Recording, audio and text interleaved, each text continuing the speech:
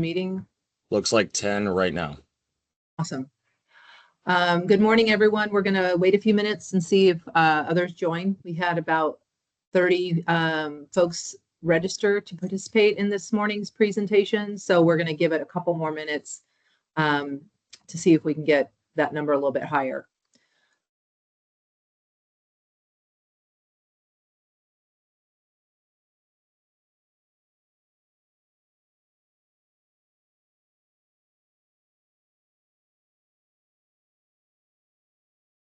I see 19 now.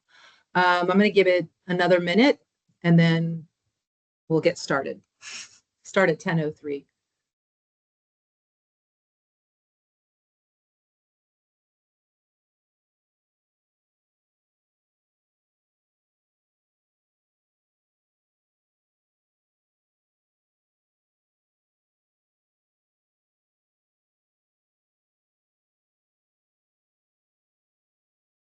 Good morning. This is Steven. I'm one of the analysts here. I just want to confirm, can everybody hear us and see the presentation on their screen? If you can just give us a thumbs up, that'd be great. Thank you, Lucy. Thank you. Thank you, I appreciate that. Yep. Thank you.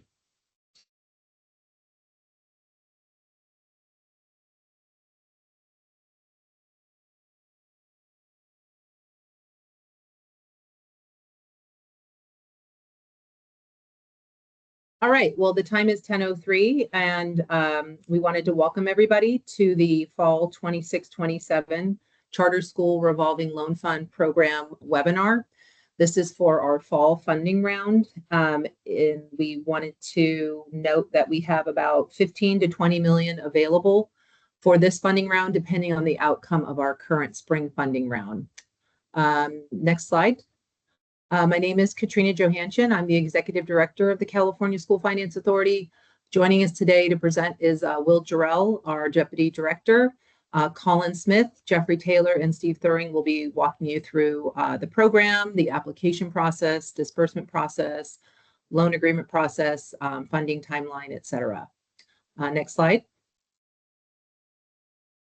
Just a couple housekeeping items before we get started. This webinar is being recorded, so by participating, everybody is, consenting to have your questions and answers recorded. Your cameras and your microphones have been disabled. Again, if you want to communicate with us, please do so in the chat function. And then the content being shared today is for informational purposes only. Obviously, we're providing real facts, data, information about the program, but as it comes to eligibility and funding amounts, all of that will be determined once we actually receive your application. Any unanswered questions in the chat will be responded to via email following the webinar. And then as we are sharing information and asking questions, if you can please include your contact information with your question in the chat so that we can get back to you in a timely manner. And then if any questions remain, please email us at csrlf@treasurer.ca.gov, and we will be sure to get back to you. Next slide. We have about a 30 to 40 minute presentation today with about 20 minutes remaining for questions and answers. So we are going to go over a program overview, talk a little bit about changes to the program in the last year or so. We're going to walk you through the eligibility criteria for this program. We're going to show you how to apply for this program, walk you through real-time kind of logging in. This is an online application, so it does require some steps there. And then your application submission, what we need with your application to be considered a complete application. There is an extensive review process. This is an underwriting process that we're undertaking, so there will be a lot of back and forth between your assigned analyst and the school as it relates to the recommendations and the work that we're doing to bring the funding recommendation to our board. Once approved, we're going to walk you through what funding and disbursements look like under this program, and then what loan repayment looks like. And lastly, we'll finish up with contact information for myself and our colleagues. Next slide. I guess the biggest change to the program of recent history is that we work collaboratively with the Treasurer's Office as well as Senator Laura Richardson to change this program. So in 2013-14, this program was transferred from CDE to CSFA. We, met the legislative intent to fund schools that hadn't opened yet with loans of up to $250,000. But as fewer schools opened, the balance of this program continued to grow, and we had about $30 million available, with very few applications coming in. So we looked at what would be the highest and best use of this funding for all charter schools. So working with Richardson's office and the legislature, the changes that were enacted pursuant to SB 631 restructured how this program works. And we increased the loan amount from the $250,000 to $500,000, so doubling that operational funding available to charter schools. We expanded eligibility to existing charter schools. So the program had been structured with you had to be within your first charter term to be able to access funds. So now all charter schools can access this program. We restructured the priority factors. So first priority is for charter schools impacted by natural disasters. Second priority is for schools that have yet to open. And then third priority is for all charter schools. We also set the interest rate so that it remained a low interest rate, but one that was easy to calculate. So currently the interest rate is calculated for this program looking at the state's most recent pooled money investment rate account versus the state's most recent GO bond sale at 50%. And then we look at the lesser of the two of those, but nothing less than 3%. So these loans generally have an interest rate of about 3%. And then we enhance the repayment terms for schools impacted by natural disasters from a 5-year term to an 8-year term. So with that, I will turn it over to Will Jarrell. Will?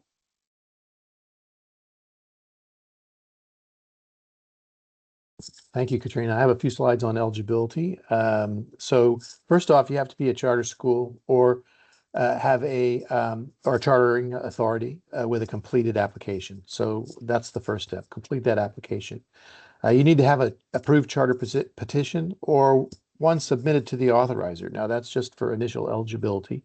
Obviously we need a charter authorized in the end, but if it's submitted, we just need evidence of that to get going. You can't be a conversion from an existing public school.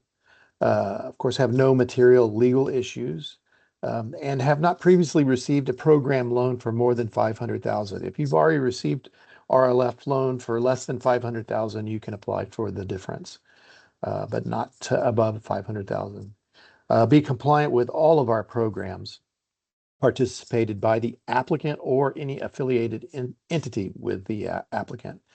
And I'm going to go over some good standing stuff on the next slide. You need to be in good standing with your charter authorizer. What that means is in compliance with the terms of your charter, no pending outstanding notices of violation or notices of intent to revoke.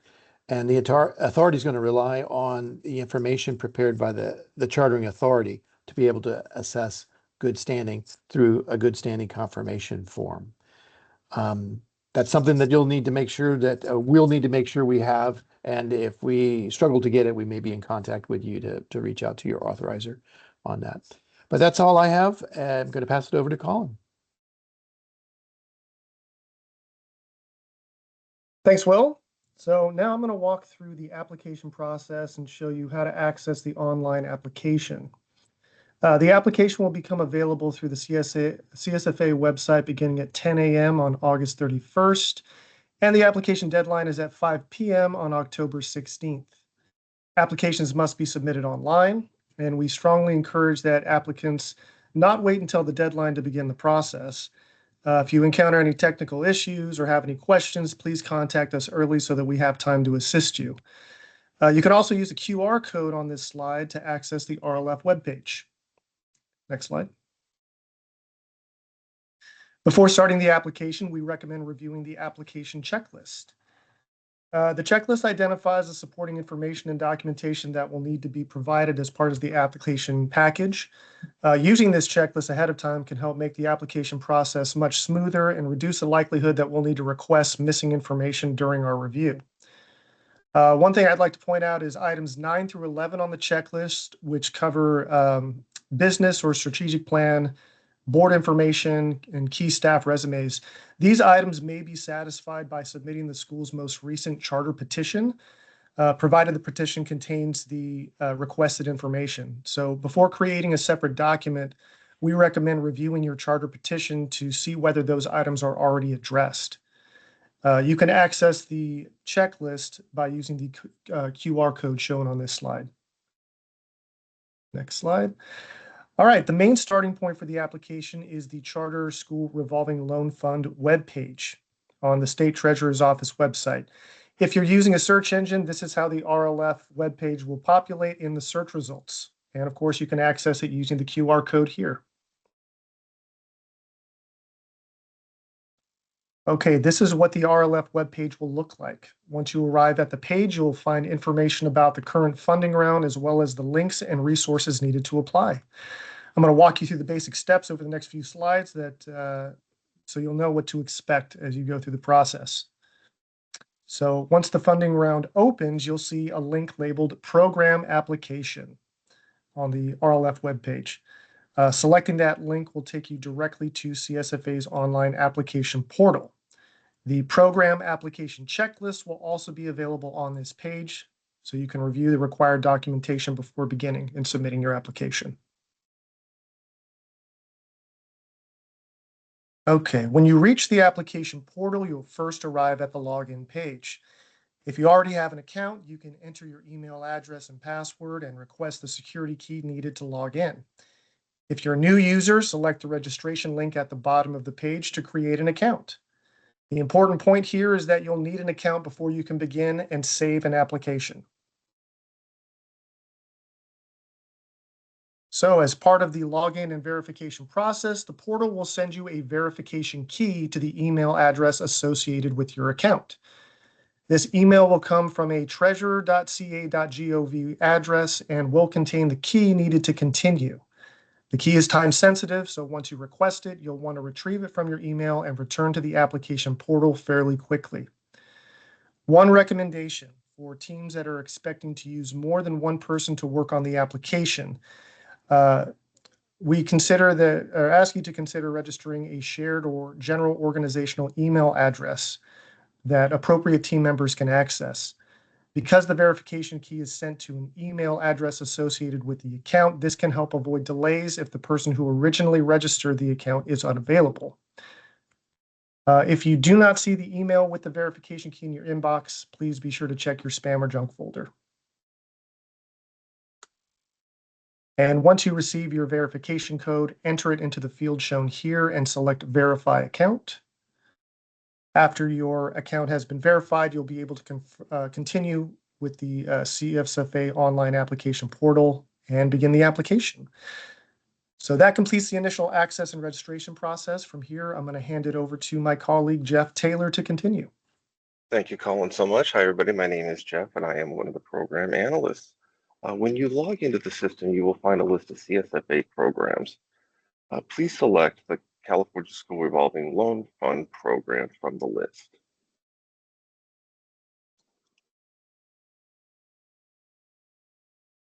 Note that if you've completed applications or have an application in process, these will appear below the list of CSFA programs. Select Click to continue to reopen an application in progress.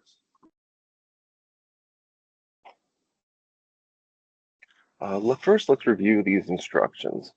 Submitting responses for all required fields is necessary, though not all fields require a response. Requested documentation must be uploaded as PDF files, and the files cannot be more than 25 megabytes each. Additional fields have been added to some questions to enable uploading multiple documents, such as audit requests. We request that you verify the accuracy of the information submitted in each part of the application prior to clicking a checkbox at the bottom of the page and continuing.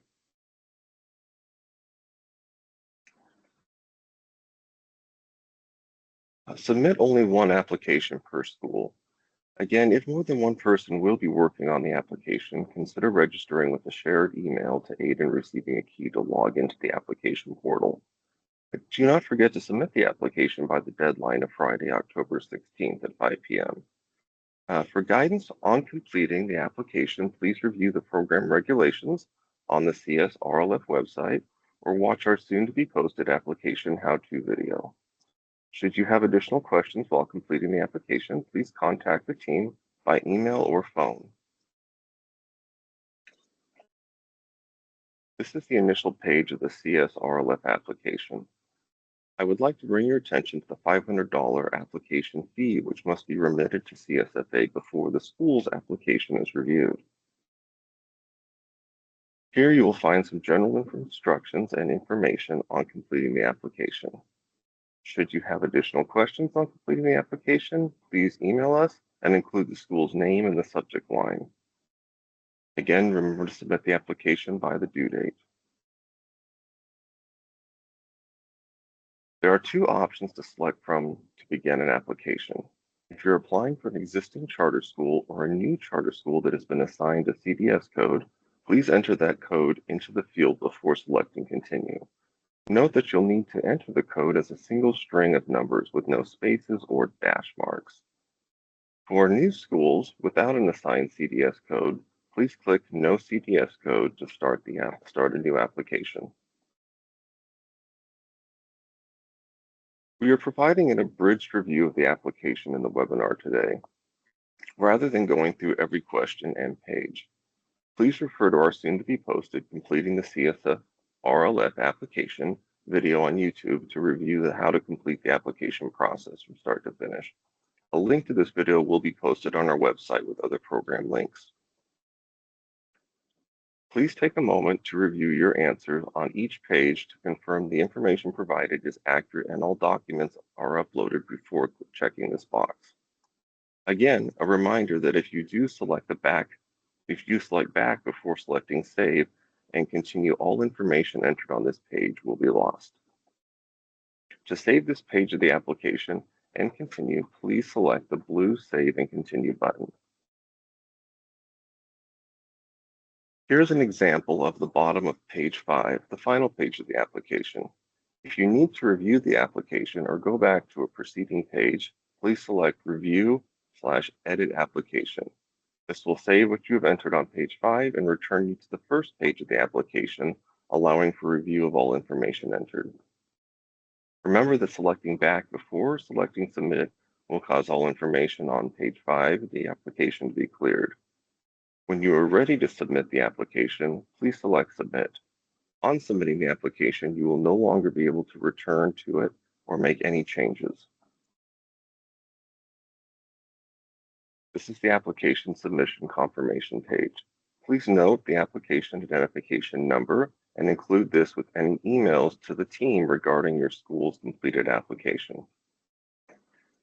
Additionally, please take a moment to verify the application as submitted is correct. Since you cannot revise the submitted application, if there are any changes that need to be made, please email us and include the school's name and application ID in the subject line. Let's review some notes on the application submission. For existing schools, provide 3 years of audits. If the applicant school has been in operation less than 3 years, provide all years of audits available. Additionally, for existing schools, provide a fiscal year-end 2026 interim or audited financials to include a statement of activities and statement of position. Interim financial data is acceptable for this application round. Submission of a fiscal year 2026 financial data is required prior to application review by CSFA. For schools in operation, please include a board-approved fiscal year 2027 budget, enrollment list, wait list, and debt schedule. Just to double back on that, the final year 2026 financial data is needed with this application for us to review. Beyond an approved 2027 budget, please provide 5 additional years of projections starting with fiscal year 2028. This documentation requirement applies to all charter schools applying to the program. All projections must include assumptions. Applicants with projections lacking assumptions will be contacted to provide assumptions prior to their application being reviewed. To evaluate the effect of any existing or planned debt held by the applicant's charter school, we ask a debt schedule be submitted. This enables the CSRLF team to evaluate the capacity of the applicant to service any existing debt and the CSRLF loan. The debt schedule should include the information listed on this slide for every debt obligation taken on by the applicant charter school. This is to include factoring agreements in addition to short and long-term debt. Debt schedules for applicants found to have existing debt obligations will be requested if not included with the application. Further application review will be delayed until a completed debt schedule is received. We do request that the applicant please submit a description of how their CSRLF loan will be used to support school operations. These uses can include, but are not limited to, equipment procurement, capital improvements, hiring and staffing costs, material and supplies purchases, or consulting costs. We request that all projections utilize tax codes in the historical and interim statements of financial position, in addition to the historic, interim, and projected statements of activities. Here's an example of different revenue and expense categories associated with tax codes as typically found in a statement of activity. This is not an exhaustive list, and there are others. All applicants are encouraged to refer to CDE's California School Accounting Manual, which provides detailed information and instruction on utilizing tax codes for financial reports. Here you can see the tax code ranges on a set of projections that are associated with different revenue categories as prepared by a spring 2026 applicant. Again, please refer to the California School Accounting Manual for more information. This is an example of enrollment projections prepared by an applicant from the spring application round. Please note that 3 years of metrics have been removed to fit this table on the slide. And remember that in addition to this fiscal year, 2027, that enrollment metrics are needed for the next 5 years, fiscal year 2028 through 2032.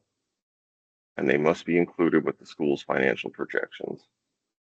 Confirm all enrollment metrics are listed by grade and provide enrollment and ADA counts for each grade in all projected years, in addition to this one. The school's total enrollment and ADA count should again be provided for each year. When providing enrollment information, make sure to break out enrollment and ADA counts by each grade the school instructs. This should be done for current and all projected years. Include historic and projected full-time equivalent teacher counts from FY 2023 to fiscal year 2032. I'll now hand things over to my colleague Steve to review the process of an applicant's progression through the program.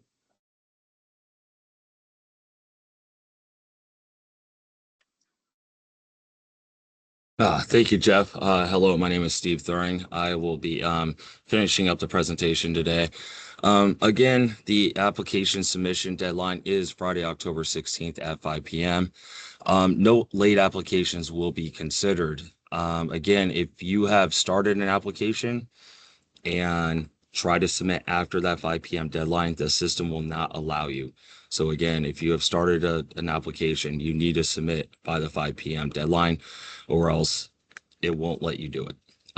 Paper applications are no longer available or accepted. Again, everything is through our online portal. Next, I'll go over the stages, process and timing of how this process works. So the application to disbursement of loan proceeds includes the application submission, review, then subsequent board approval. Once it's approved by our board, then your school will then become involved in the process. We will then send a resolution for adoption and the loan agreement, either to the school and or affiliated organization to execute. Once executed by the school, we will then have the disbursement memo sent to our STO accounting office, and then it will be processed by the state controller.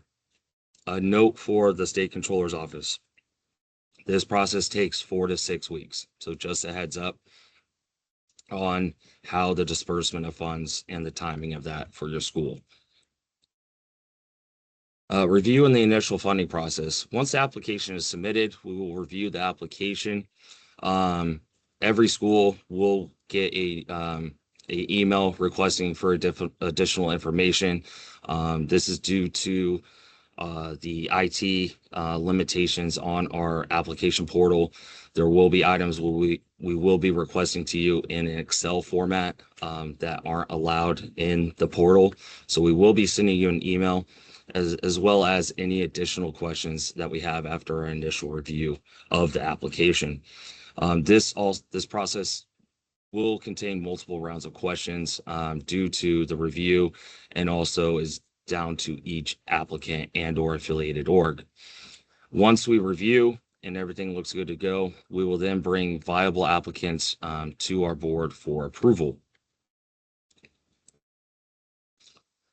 Once approved by the board, applicants will be sent the approval forms and board resolution to be approved. The approval forms include a loan agreement checklist, which just confirms all the details regarding your school. That way we can populate the loan agreement with all the pertinent information. Once that is approved and everything is sent in and we look over everything, we will then send the loan agreement to the school for execution. Once the loan agreement is signed by either the applicant and or affiliated organization, if applicable, we will then have Katrina execute the agreement as well as the initial disbursement. That initial disbursement is again sent to our accounting office, which then is processed by the state controller's office. And again, reminder, 4 to 6 weeks for that. Okay, funding. We have limited the funding to single or multiple disbursements. This is based on if you're a new or existing school, and also how your review and underwriting criteria look, and if our criteria are met in our financial models. For loans funded with multiple disbursements, we will then determine the initial funding amount. For your initial disbursement, it tends to be about 40% of the initial award amount that is approved by the board. Second and third possible third disbursements will provide the remaining amount of your approved loan off the difference from your initial funding amount. This the funding is contingent on verified attendance data. This is especially crucial for the new charters that are either just opening or are within their first terms. We are making sure that ADA is being met against the projections that were provided to staff for purposes of the application. Should the school be meeting verified ADA that's provided by CDE to us, we will then provide the second or third disbursement at that point. Again, application period runs from August 31st through October 16th. And we are projecting an application review of October through January, with first schools hopefully being presented and approved at our January board meeting in 2027. Loan repayment. So loan repayment always begins the fiscal year following disbursement. This is also in regards to multiple disbursements that were made to a school. So if he's, for example, if a school is dispersed this next fiscal year, 26-27, regardless if there's multiple disbursements, say we disperse in January, we get the P1 ADA, everything looks good for a school. We will then disperse a secondary amount, say in March or April. Because both of those disbursements are in the same fiscal year, every school then subsequently will begin repayment the following fiscal year. And that repayment begins on the August of the following year. So for purposes of this example, all repayments will begin for your schools in August of 2027. Loan repayment schedule is provided by CSFA. We will calculate all that for you and provide that to you. Payments are intercepted 6 months a year, August through January. This is done through the CDE state apportionment process, and we will automatically do that for you. And that is it for that. And I will leave it up to Katrina.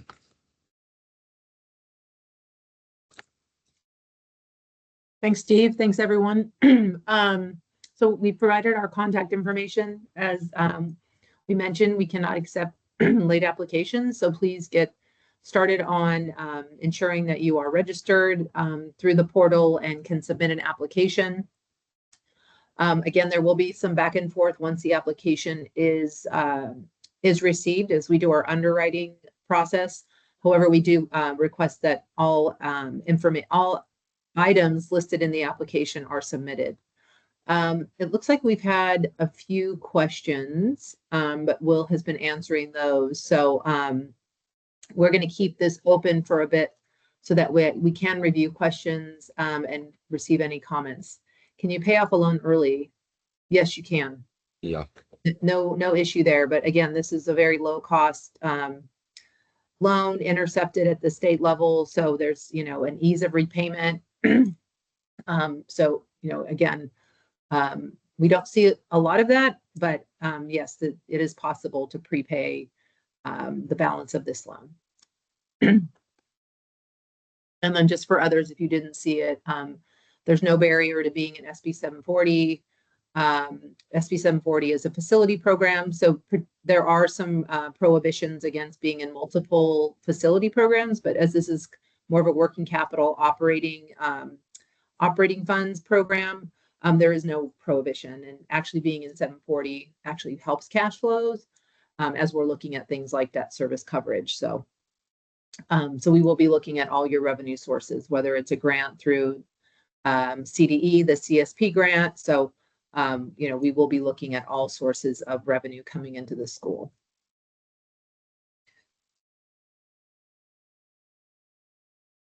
Any other questions at this time? We are going to the board next week with recommendations for our spring funding round. So if any back office providers that are assisting schools that are in that spring application period, we did post our agenda with those loan recommendations. And then we're looking at bringing additional schools in September.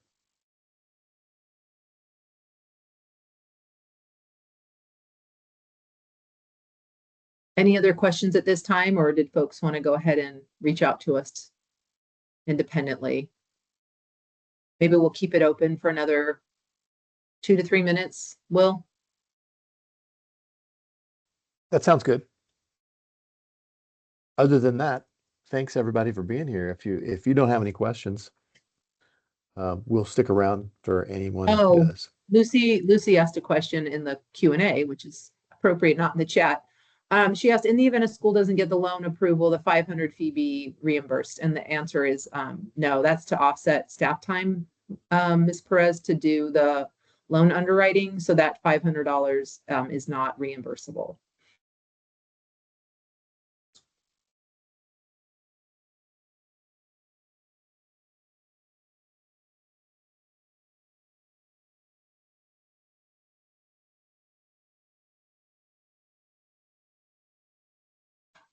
Did we want to go over the tiebreaker? I mean, the timely applications are important in the event we're oversubscribed. So ensure that you get your application in as early as possible. That application opens August 31st. So bear with me. Another question: confirming funds can be used for any legitimate, including capital projects. It's for purposes that are listed in your charter, Sarah Bailey from River Oak Charter School. So yeah, it's also in our regulations. So I don't know, Steve, or if anyone wants to kind of spell out the intended use of the funds. Just basically it goes back to, sorry, Steve, you go ahead. Mm-hmm.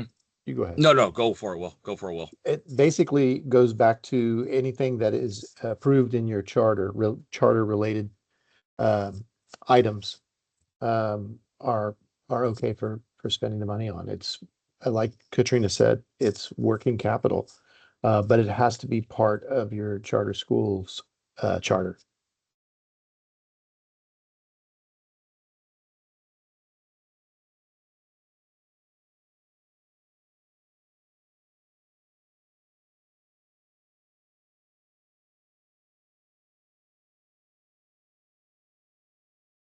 Yes, hybrid schools are eligible.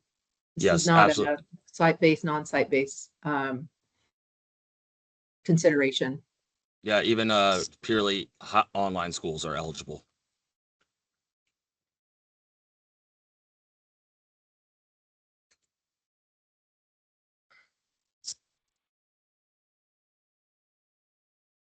All right, well, the time is 10:36. So with that, we're going to go ahead and leave the meeting. And again, reach out to us if you have any questions. Have a wonderful day, everyone. Take care.